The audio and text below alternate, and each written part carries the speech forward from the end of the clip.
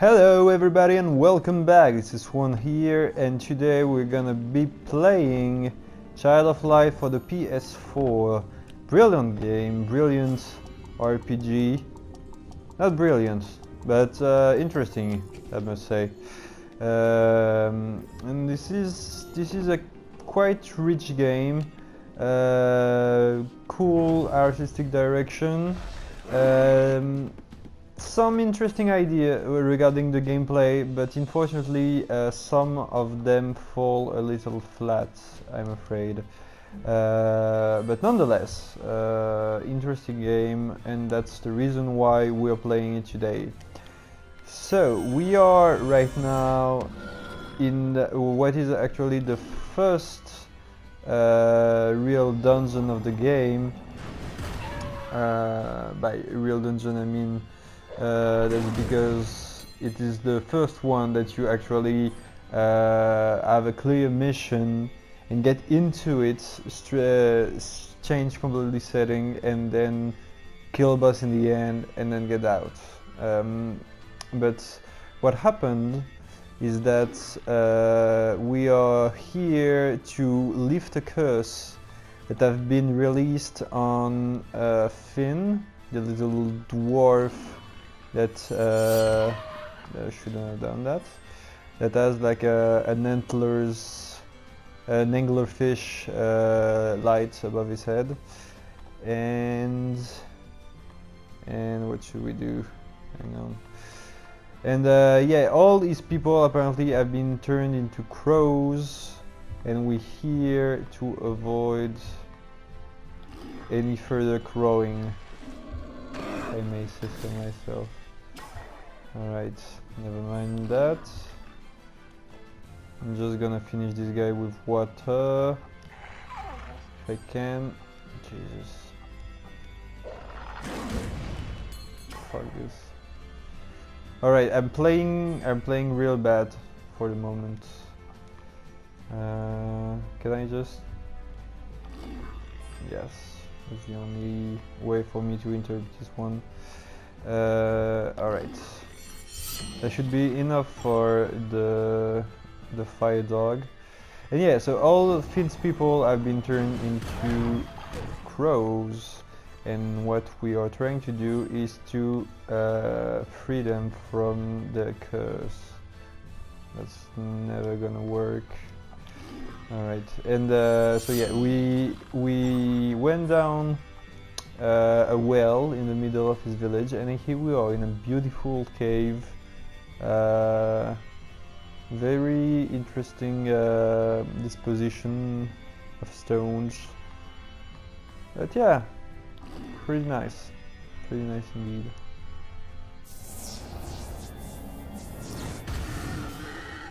Right. So I don't think, I'm not sure that you noticed, but for every time we gain experience, all the party, even the one that haven't been fighting, level up, which is kind of a cool thing in some way. But I must say that some masochistic part of me enjoys the Final Fantasy system of having someone die on a boss will mean that he won't get any XP, even though that's pretty tough. But you know, like, you really feel like you have trained your character and you've turned them into these super badass characters. So I don't know, like, I guess both have their good points. Alright. But yeah, the thing is that also it kind of nullify the whole idea of changing your party mid-game, because once your 3 or 4 character, depending on the games, or like level, what should I use on this one? Use a gargoyle, Gargoyle don't like lightning, I guess. Because... See? Nope. Yeah, so because once your 3 or 4 characters have like 40 levels or 30 levels above the other party members, the idea of switching and grading 30 levels in the same spot seems kind of pointless. But at the same time, ooh, little crow. I love his face. No, it cannot be. Avo, speak to me. Ah, I'm inside myself. Quick, give me some mint to calm my nerves. Why would I carry mint? No mint, worse than the birds. Why are you so upset? I do not see. My grandpa, this here bird bee. We shall find a cure, do not dismay. I wish I never got up today. Oh, I'm never gonna grow tired of these rhymes. Alright, ooh, floaty page. Right there. Alright, I'll check it out right after that. So yeah, that means that basically you're never gonna switch character, and that's well, I think that's actually that's one of the only characteristic that helps the replayability of such a game, because if all your party member, what's that? Is that fire for them? Maybe. I'm not sure. Because Jesus, that's not what I wanted. Yeah, because once you are endgame with your characters and everybody is super high level, and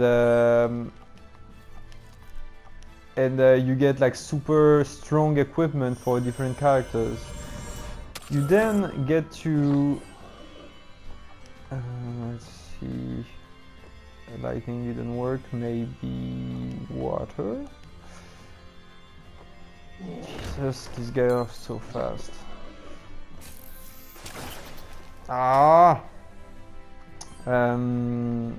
the only thing you have to do is just like switch a character that would be super high level, just like your normal party, and then you can just like try it out, see if it's fun or not, and if it is, you can switch and put it in your original party, and then there you go. And true, it helps like using all the assets of a game, but actually like for a game with so many characters like Final Fantasy IX, one of the things that really helped me trying to start again and go through the all adventure game, because I loved it so much the first time. I think it would have been super boring if I had the same character, and the fact that I was playing with different characters and trying on different strategy that I was never able to try for the first time, I definitely feel that's one thing that really drives me for this game. So in a way, yeah, I think that's still ooh, gooey fountain. I think that's still a cool mechanism, and that is, ooh, that's definitely Finn's battle.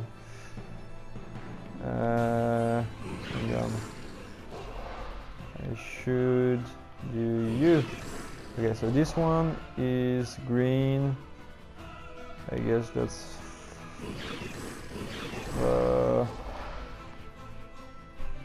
I should use fire on it, I guess.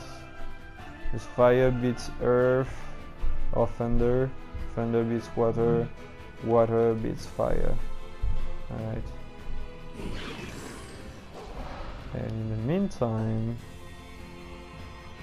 I'm gonna cast this on you. I'm pretty sure that I won't have enough time to touch you. Alright. Good. Alright, so far it's okay.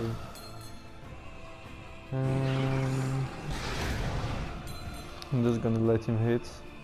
I guess that's the only way to assure me a clean strike after that. Oh, my kitty is coming to visit me. So yeah, I remember that, you know, like going through the whole game and discovering like new ability, having a different summoner, especially like I think the first time I played Final Fantasy IX, my summoner slash white magic user was Dagger, and yes, and the second time around I played with Echo, which plays completely differently and has like super different invocation, awesome summons and powers and white magic, and that was so cool. And just like use I don't remember his name, like the mercenary with the red dreadlocks, that's so super powerful, that like basically a ninja. And I don't know, there's really something nice about being able to just rediscover the game, and it makes like all these items that you find that are very very important, and that's what making Final Fantasy such a great game. Is like these super cool item design, like only the name and the effects that they have, everything that they do. It's actually so super cool to be able to find a hidden treasure that has like a super equipment for one of your character. And the fact that you're using different characters means that the treasure that you use actually change, and that it encourages you to look for things that you wouldn't have been looking for in other time. Plus all the characters have like side quest for like their super, like not the super weapon, but like their best weapon, or like special abilities or stuff like this. And it's always possible to go out on a side quest, and that's something that you wouldn't do if you had like only this if you only, oops, I'm gonna switch with Rubella. If you already had like all the skills, like you wouldn't do all the side quests to unlock the like final weapon of a character that you would never use. So I don't know, that felt like very, very clever to me. Alright.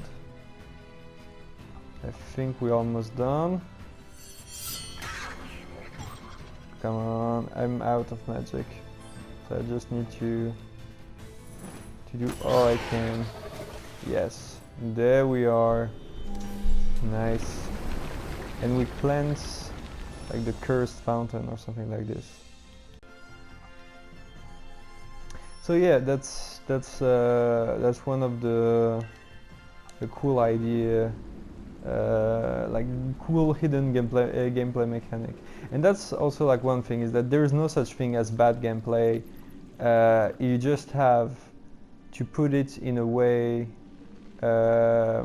like no idea of gameplay is inherently bad. You just have to accord the like tune the whole game so that this this particular piece of gameplay will go with the ensemble and will make something harmonious and beautiful. It's basically like instruments. There are no bad instruments. They're just like bad formations. And for instance, like difficulty, which is oh, excuse me, that seems to be a pretty important.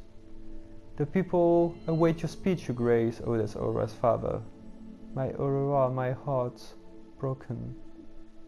Your Grace, someone bring the doctor, Your Grace.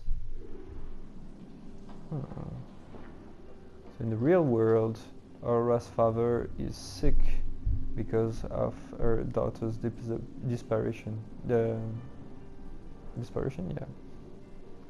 Did you see the sun and moon? Make your magic again, quick. It only works once. That's convenient. I'm going to be sick. Oh, so sad.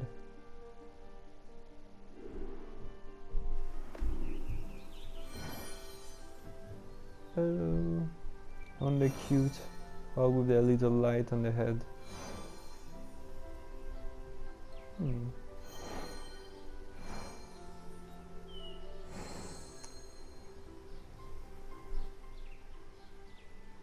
Fane! Grandpa. What was his voice? I forgot. Grandpa, good to see you about. None of that. Come here, you cowardly lout. Princess. Aurora, please, madame. Thank you, on behalf of my people, Aurora. We were afraid to never again see the soft green hills of Lemuria. You didn't see? You were blind as crows? I wish I could be happy. My heart is colder than frost. I fear for that my father all hope has been lost. The lady flute, let us see what it will do, finger cross.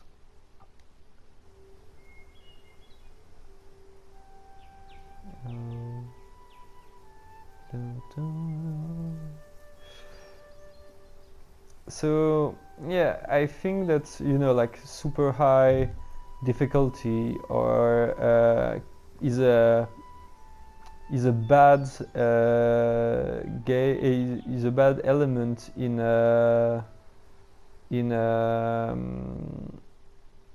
if the game is if the gameplay is not responsive, like in game like Dark Souls or Super Meat Boy or Binding of Isaac. The game is very difficult, but the controls is extremely tight, so you feel like that it's your fault. It's your fault if you die, and the game, and not that the game has cheated you. Pleased to meet you, sir. Like weeds it is.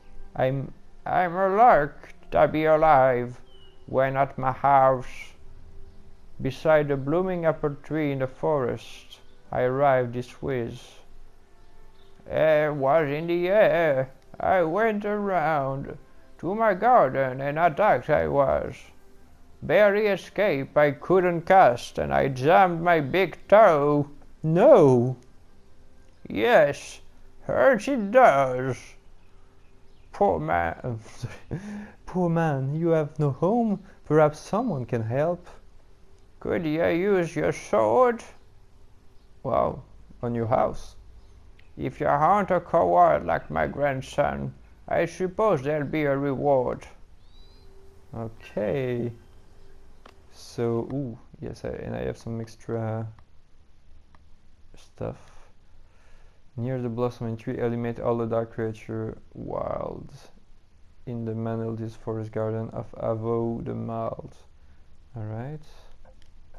Sure, let's do this. Where is Avo's house then?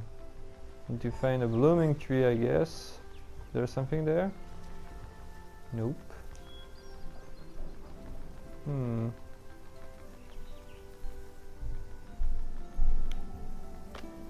Hippie. Alright, is there stuff in there? That's also one of my big regrets about this game. I I very much like the oculi system, and I very much enjoy the crafting of it, because I've always loved like game where you can like explore and mixed item to get like cool weapons or armor or anything. I think that was like Dragon Quest that did a fantastic job in that, like that you could mix like I don't know, a poison bottle and like a dagger that you found to make a poison dagger or something like this. And agreed that if you use a walkthrough, you can break the game fairly easily and get like super overpowered weapon. But beside that, the mechanics is just awesome, and it's super rewarding to try to find a cool recipe. Alright. And yeah, so first of all, like the crafting system in this game is not very complex. You get just like 3 base color oculi, and by mixing them together, you'll get like 8 or 9, I think that's 9 different types of equipment. And that's it in the whole game, and it's an RPG. So yeah, there's an RPG and there's like plenty of characters, but you can always only play 2 at a time. First. Oops. What is this spider doing? Get away! Another snail. Yeah. So what I was saying, yes, you can only have 2 characters at a time, which makes the combat system a bit simplistic. Even though there is an effort to like have original classes, like a tank healer, I guess, is cool, and a little girl with a sword is quite nice too. But beside that, I don't know, it's just like there is tons of character, and all the characters have 3 slots for equipment, which is not a lot. And I don't know, like the fact that there is only 9 different possible items, like agreed there are different sizes, and then you can like have a tourmaline, like a small one, a normal one, a big one, a huge one, and then that's it. But that's, I don't know, that feels a little bit botched to me. I don't know. And the fact that I don't know why I am so obsessed by it. I know that there is like that's not that much of a that big of a deal, but if a game, whatever it might be, if a game has